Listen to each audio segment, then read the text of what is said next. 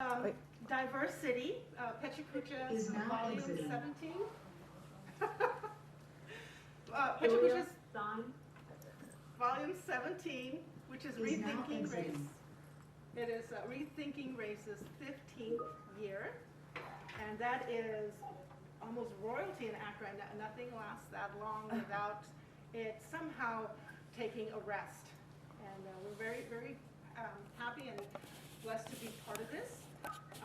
We like to get people talking, and what best way to get people talking than to give them something to talk about. But you know, we've been gone for a year. This is our first time back since our last Rethinking Race, PechaKucha. And I don't know about you guys, but what I've been doing is I've been eating my daughter's bread because she's been baking a lot. Thankfully, it's slowed down a little bit. I've been knitting and learning new crafts, and I've been on TikTok a lot. I learned so much from TikTok, right? I learned how to make these earrings. Aren't they cute? Right. I learned new Mexican recipes that I'd never tried before, but somehow watching a 60-second video of a 25-step recipe makes it look so easy. And I've met a lot of people, and I'm going to play you a couple of their TikToks. It's really, really interesting what you can learn when you're on TikTok. Right. This is exhausting, but here we go. If English is your family's first language, you don't understand. If you weren't an American citizen and so is your family, you don't understand. If no one's had to scoff or roll your eyes at your parents' limited English, then you don't understand. If you're not the first person in your family to go to college, then you don't understand. If your parents paid for your college, then you don't understand. If you didn't have to work while you were in college, then you don't understand. If you knew how to fill out a FAFSA, then you don't understand. If you don't have to translate for your parents when they go to doctors or before they have surgery, then you don't understand. If you don't have to go to the airport 4 hours early because of where your parents come from, then you don't understand. If you can easily walk through U.S. Customs without knowing what an I-94 is, then you don't understand. If you don't have to explain to your kids how to talk to the police and fear that they might get shot one day by the very people out there that's supposed to protect them, then you don't understand. If police don't make you uncomfortable, then you don't understand. If after terrorist attacks or insurrections on the U.S. government, you don't have to be worried about your family being jumped on the street, you don't understand. There's more. I keep getting people coming to my page and telling me that I need to stop talking about the history of Asian American racism and discrimination because it's bringing them down. That I'm continuing to perpetuate racism by speaking out. My friends, ignoring the issue does not make the issue go away. I'm not going to stop educating people about the history that we didn't learn in school, and I'm not going to stop speaking up against injustice that continues to affect my community to this day. Also, to the people that keep telling me to go back to my home country of China to fix the issues there, I'm Japanese. I lived in the U.S. since I was 2 years old. This is my country. Y'all need to check your own racial bias, okay? So, merengue, bachata, salsa, rumba, samba, tango, name a beat, her hips ain't formed and twerked into baile, into ritmo, into música. When Celia says La Negra tiene tumbao, she's speaking for millions of Afro-Latinas who go missing in history books, on television, in movies, in conversations about their own identities. In real life, Afro-Latinas, black women, poor women, marginalized women are targets, are dying. And those who love her culture won't attend her funeral, will not speak of her life, instead tape up her house, ready to thrift and shop her culture away, buy up heirlooms and call them spicy, bloody red with passion.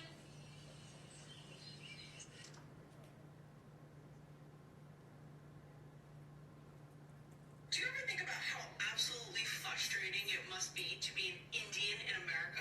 I'm not talking about a Native American that gets called an Indian. I'm talking like Indians from India who were also colonized by the British government. It's funny how we have that in common.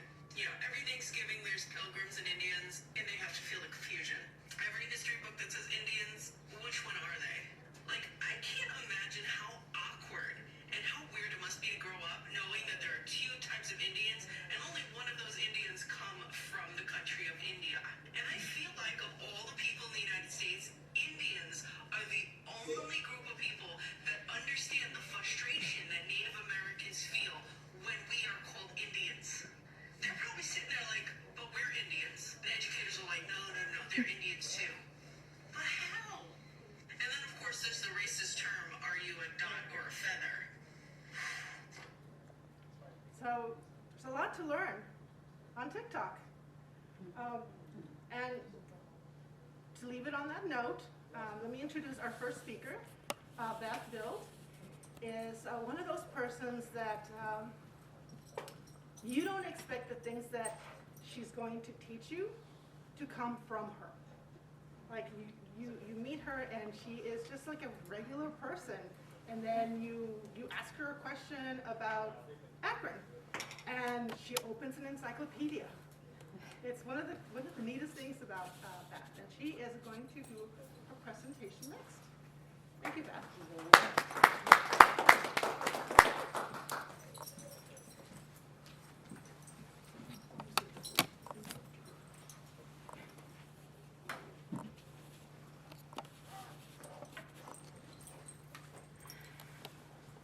I'm an environmental health equity community organizer and permaculture designer, which means that my job is to either help people put roots into the soil or help dig up the roots of oppression. So today I'm going to help dig up the roots of the white supremacist culture in Akron, Ohio by uncloaking the history of the Klan when it ran downtown. In the 1920s, the Klan at one time controlled the office of mayor, superintendent of schools, county sheriff, county prosecutor, clerk of courts, 2 of the 3 county commissioners, and 4 of the 7 seats of the Akron Board of Education, including the presidency. In addition, several judges were members. One was even an exalted cyclops, and the Klan's influence permeated the Akron Police Department and local National Guard unit. But 50,000 Akronites considered themselves Klansmen, which was the largest in the country. So how did we get there? In the 1910s to the 1920s, Akron tripled in size. Where WASPs had dominated the civic, cultural, political life of Akron, the rubber industry brought in Germans from Pennsylvania, Scottish and Irish Catholic Europeans, and Appalachians. And there was a 1,000% increase of African American population in the city. Akron did not have much built infrastructure in this massive growth, so while wages were livable, living conditions were not. This became perfect breeding ground for the Klan's recruitment, pitting working class German immigrant and Appalachians against European Catholic immigrants and African Americans. The more ruling class and bourgeois WASP populations found to be early converts within the existing rubber baron culture that exploited black and brown workers in South America and Africa, uncaring to the rape, mutilation, and murder that coincided with the harvest of the devil's milk. In fact, the Akron Klan was so infiltrated into the civic, cultural, and political classes that a member was once quoted that if you had any interest in being involved in politics at all, you joined the Klan. Although there were massive gatherings and numerous cross burnings, there was no vigilante bloodshed ever recorded. Instead, the Klan had infiltrated the political and professional class in Akron. It is important as we go to grow our city in present times that we do not repeat our historical mistakes. The best way to do that is to first fix the cultural imprint of white supremacy and how the professional and political classes operates. Behind me, you will see Tima Okun's 13 characteristics of the white supremacist culture. I highly suggest that you read it weekly and deeply reflect of how it affects your life and share it broadly. There is a reason that anti-racist community organizers focus on... Is now joining. There is a reason that anti-racist community organizers focus on urban planning, schools, and systems of mass incarceration. They feed one another. African Americans are ghettoized in poor living conditions and segregated, which is the funding and clustering of our public school systems, which through disciplinary structures and course curriculum, children are prepared for mass incarceration, and once released, are forced to live in slumlord-dominated ghetto housing. I think that stops me. Keep going. Yep. In Akron, those are the 3 departments heavily controlled by the Klan in the 1920s and beyond. Klansman Mayor Reibold appointed people heavily in areas around urban planning after pushing people to resign. This was at a time that Akron was cementing in which before mentioned groups of people lived in those areas, sticking African Americans in smog-ridden areas. Many of the appointees went on to have full careers in city government, even after the mayor was voted out in 1928, influencing such decisions as the 1939 Holt map, which is known for its redlining, which still affects African American health to this day. The Akron School Board was another source of Klan power, as they insisted on the naming of Firestone He is now Neighborhoods joining.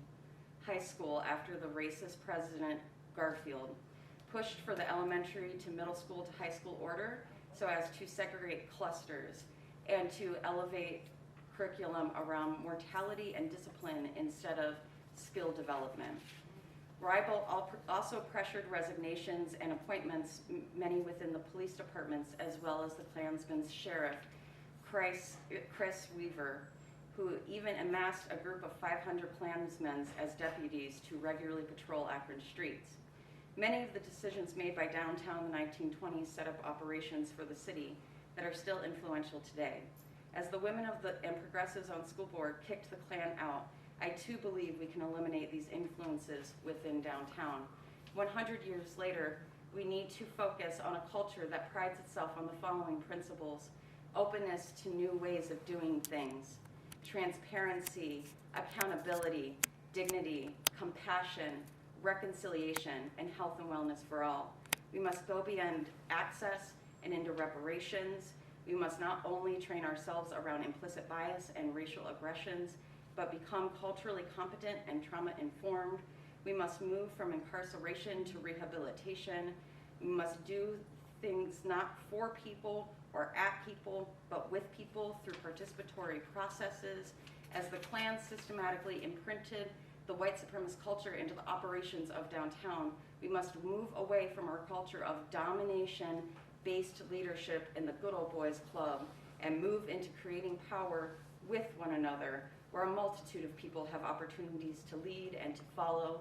This is through investing in people's health in every aspect of their lives. Authentic approaches to racial reconciliation and reparations will grow this city. Continuing with the practices of the white supremacist culture will only further alienate and bleed out our population. I believe in an Akron where peoples and its lands are united and healthy, an Akron whose love for one another is great and pumps out to the rest of the nation. Thank you.